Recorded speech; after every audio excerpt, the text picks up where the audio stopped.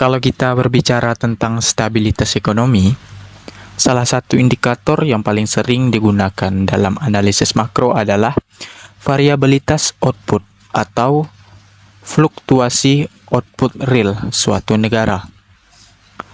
Variabilitas output pada dasarnya menggambarkan seberapa besar naik turunnya aktivitas ekonomi dari waktu ke waktu dibandingkan dengan tren jangka panjangnya. Semakin kecil fluktuasi tersebut, semakin stabil perekonomian negara dalam menghadapi guncangan, baik yang bersumber dari dalam negeri maupun dari eksternal. Dalam kajian ini, kita melihat 10 negara termasuk Indonesia dengan karakteristik ekonomi yang berbeda-beda. Pendekatan yang digunakan adalah membandingkan variabilitas output berdasarkan pergerakan PDB real atau pertumbuhan output terhadap nilai rata-rata atau tren jangka panjangnya. Pendekatan ini lazim digunakan dalam literatur ekonomi makro untuk menilai stabilitas siklus bisnis. Menariknya, hasil perbandingan menunjukkan bahwa stabilitas output sangat dipengaruhi oleh struktur ekonomi dan kapasitas kebijakan makro masing-masing negara. Negara-negara maju seperti Amerika Serikat dan Jepang, misalnya cenderung memiliki variabilitas output yang relatif rendah. Meskipun mereka mengalami siklus resesi dan ekspansi, fluktuasinya cenderung terkendali karena didukung oleh kebijakan fiskal dan moneter yang kredibel serta pasar keuangan yang dalam.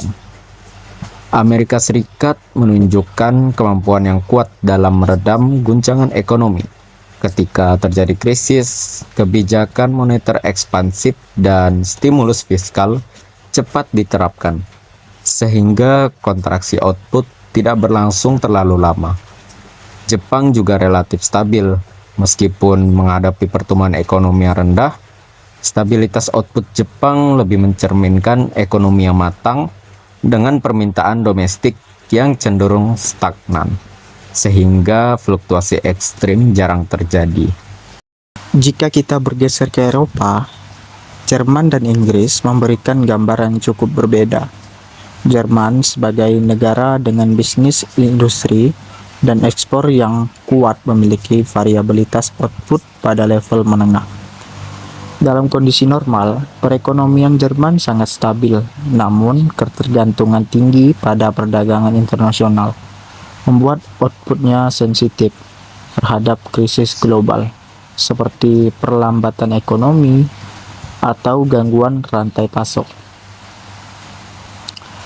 Inggris di sisi lain menunjukkan variabilitas output yang cenderung lebih tinggi dibanding Jerman.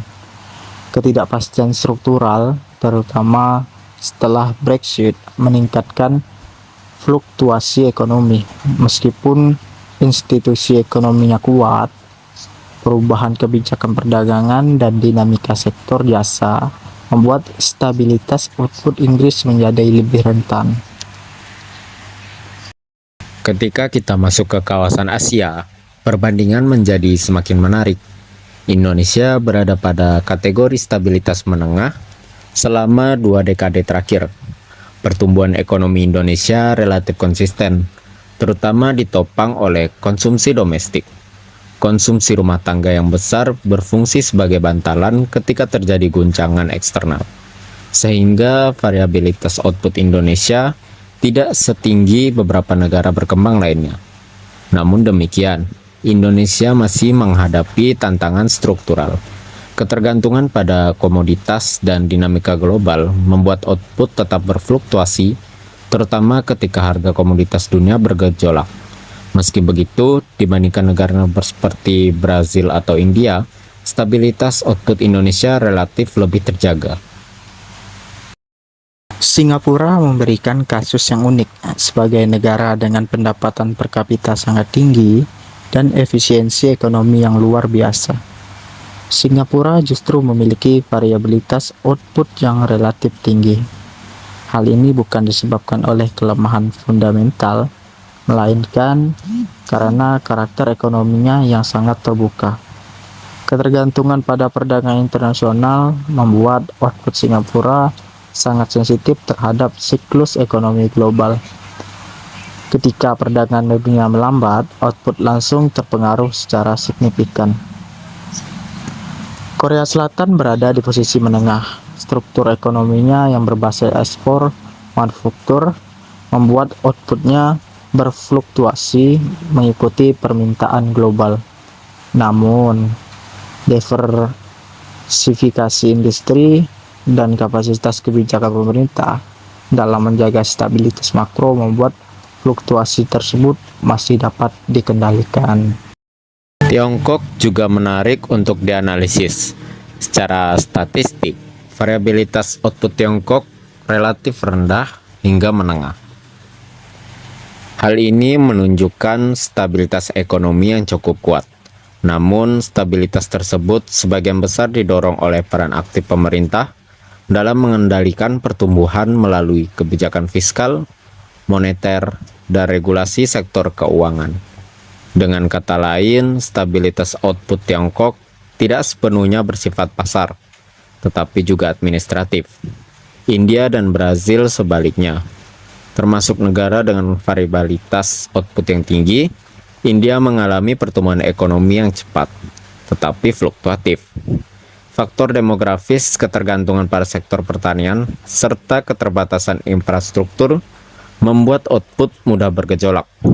Brazil menghadapi tantangan berbeda, yakni volatilitas fiskal, ketergantungan pada komoditas, serta ketidakpastian politik yang secara langsung meningkatkan fluktuasi output.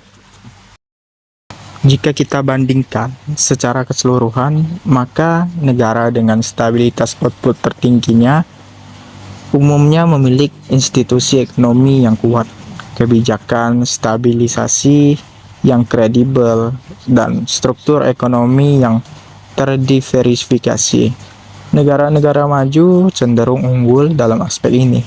Sebaliknya, negara berkembang menghadapi variabilitas output yang lebih tinggi karena keterbatasan struktural dan ketergantungan pada faktor eksternal. Dalam konteks Indonesia, posisi stabilitas output yang berada di tingkat menengah sebenarnya merupakan modal yang cukup baik. Tantangan ke depan bukan hanya menjaga pertumbuhan ekonomi, tapi memastikan bahwa pertumbuhan tersebut semakin stabil dan tahan terhadap guncangan global. Kesimpulannya, variabilitas output adalah cerminan dari seberapa kuat suatu negara dalam menjaga stabilitas ekonominya. Stabilitas tidak selalu berarti pertumbuhan tinggi, melainkan kemampuan untuk mengelola fluktuasi. Bagi Indonesia, penguatan sektor industri bernilai tambah, diversifikasi ekonomi, dan konsistensi kebijakan makro menjadi kunci untuk menurunkan variabilitas output dalam jangka panjang. Dengan demikian, analisis stabilitas ekonomi melalui variabilitas output memberikan gambaran yang lebih komprehensif tentang kualitas pertumbuhan dan ketahanan ekonomi suatu negara, bukan sekedar angka pertumbuhan semata.